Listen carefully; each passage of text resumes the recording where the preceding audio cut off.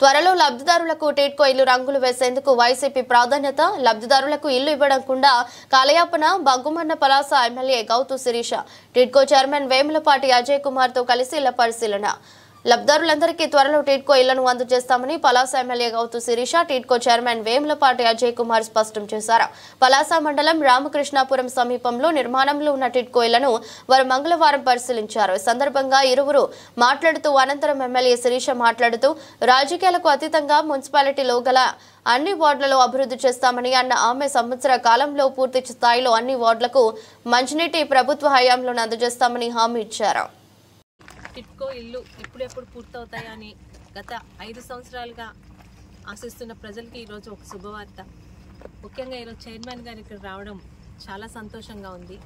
కూటమి పనితీరుకి ఇదొక మరొక ఉదాహరణ.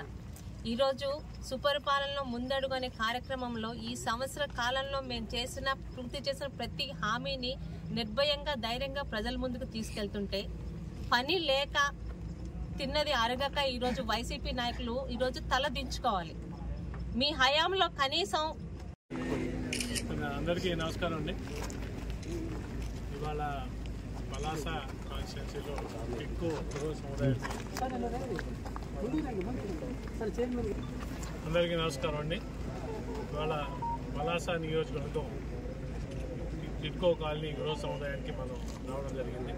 మనతో పాటు ఎమ్మెల్యే గారు వాళ్ళు వచ్చారు. మేము ఇక్కడ 2 బెడ్రూమ్ హౌసెస్ చూసాము. ఆల్మోస్ట్ రెడీగా ఉన్నాయి. ఈ 2 బెడ్రూమ్ హౌసెస్ అన్ని విధాలా తయారైనాయి, కానీ ఏదైతే మౌలిక సదుపాయాలు ఇన్ఫ్రాస్ట్రక్చర్ అంటారో అవి ఇంకా ఇక్కడ మనం చూస్తున్నాం, కంప్లీట్ కాలేదు.